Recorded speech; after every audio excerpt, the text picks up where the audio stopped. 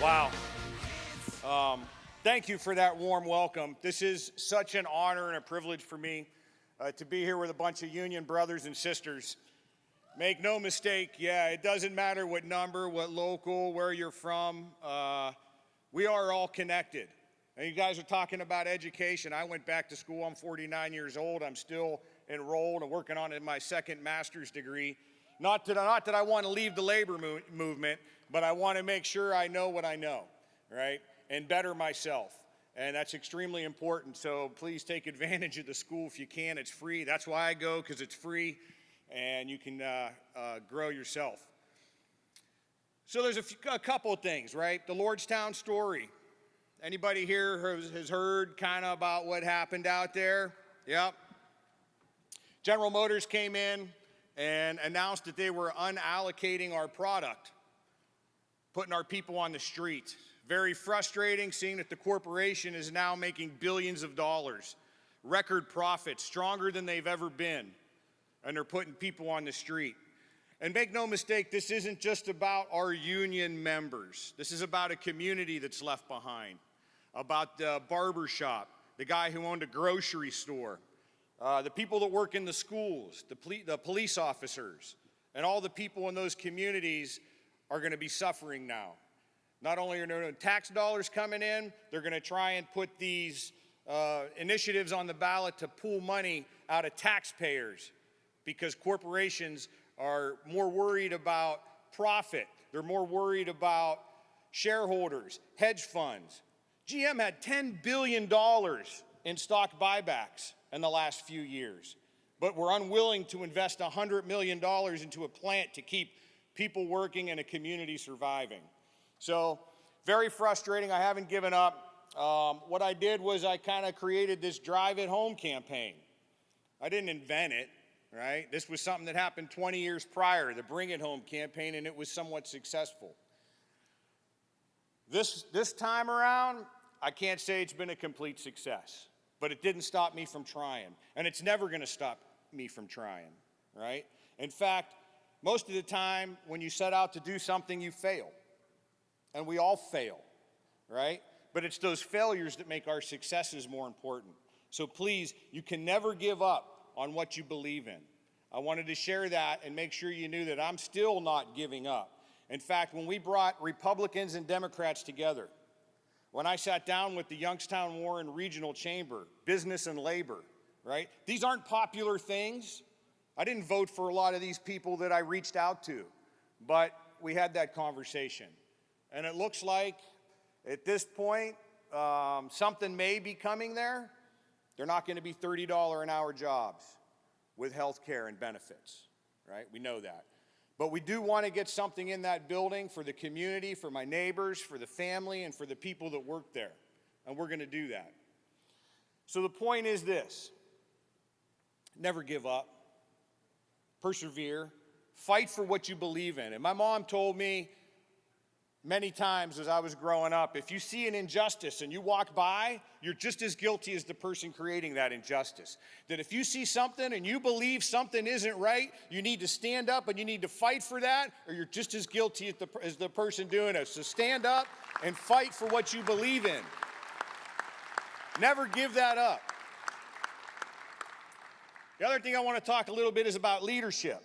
I was the president of UAW Local 1714 from 2007 to 2013.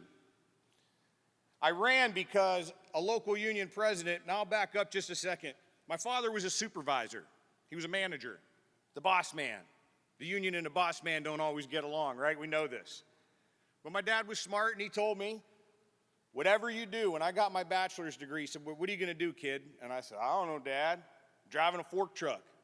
He said, don't go into management. Go to your union meetings. Get involved with your local union.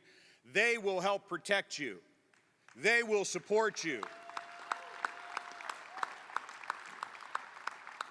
That's what I did. Got involved with the union. But it was hard at first. I kept going to the union meetings. I kept going to my applying for jobs and trying to get on committees. I like politics. I wanted to get on CAP and support and knock on doors. And the local union president at the time said, "You're management pukes, kid. Yeah, my local union president told me that I wasn't fit because my father was a supervisor. He said, if you want to do anything around here, kid, you're going to have to do it yourself. So I ran. I ran for trustee and I won. I ran for vice president and I won. And I became the president. Look, thank you. And that all goes to leadership, folks. You were all elected here by your peers. You're all leaders in this room.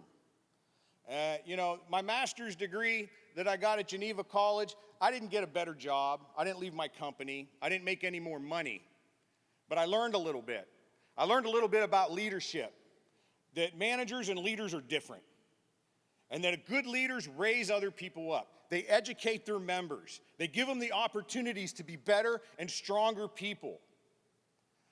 Chris, you guys have a great leader right here in Chris Mabe. I got to tell you. Making sure you members have opportunities to grow, making sure people have those opportunities to be better people, and you create leaders when you do that. The best leaders don't stand out in front and point the direction. They don't tell people which way to go. They stand behind them and they encourage them to grow and be better people. So that's what leadership is about. So every one of you in this room are leaders. So when you go back to where you came from, right, please serve those people that voted for you. You work for them. They're not there to serve you. You're there to serve them. And if you continue, if you believe that, if you know that, and you lead like that, you will succeed. And people will respect you because you're not doing it for you. I didn't do any of this for me. I like clocking in, going to work, going home, and going to bed. Because when the President of the United States tweets your name out, you get really busy really quick, okay? Because the guy tweeted my name out and my phone blew up for about 2 months. It was very frustrating. Clearly the guy doesn't know what he's talking about, right? Right? And some of our own members voted for this guy. Now, you know, I don't understand it. I'm hoping that they see the light. I'm hoping that moving forward in 2020, whether your candidate is Bernie Sanders, Joe Biden, Elizabeth Warren, I don't care. But when we get that Democratic nominee, we better all stand behind that person and get this clown out of the office. It's destroying our country. So yeah, leadership's very important. Perseverance, never giving up is very important. And the only thing I have left really is to ask you all a favor, right? I mean, you asked me to come up here, so now I'm going to ask your members for something. Everybody here ever go buy a new car? Raise your hand if you ever bought a new car. God bless you. All right? And I'm not going to tell you got to go buy a GM car. All right? Maybe you don't like GM. Maybe you like Ford. Maybe you like Chrysler. Maybe you like Toyota or Honda. But I will tell you this, every vehicle has a VIN number. If you don't know where it is, you stand outside the vehicle, right there at the driver's door, at the bottom of the window, there's a VIN number. If that first digit starts with a 1, a 4, or a 5, you can help keep America alive by buying that car. You want to buy a Honda? Buy one made in Ohio, okay? Keep our families, keep our communities working. Buy products made in the USA. The assembly process is such an important part of vehicles. It creates so many jobs from the part suppliers. If we tell these corporations, because believe me, GM thinks people don't care. A lot of these companies believe consumers don't care. I think people do care. And I think if you have a choice and you know you can keep your neighbor working, you're going to buy a car made here in the USA because it creates a lot of jobs. So that's all I'm asking you. Finally, I just want to thank, look, OCSEA, AFSCME, AFL-CIO, the steel workers, communication workers, FOP. Labor has been so supportive over our situation in Lordstown. And if you can't feel solidarity when people from different labor organizations can come together and hold hands and support each other, then you just don't know. It's an incredible feeling. We've had a tremendous amount of support.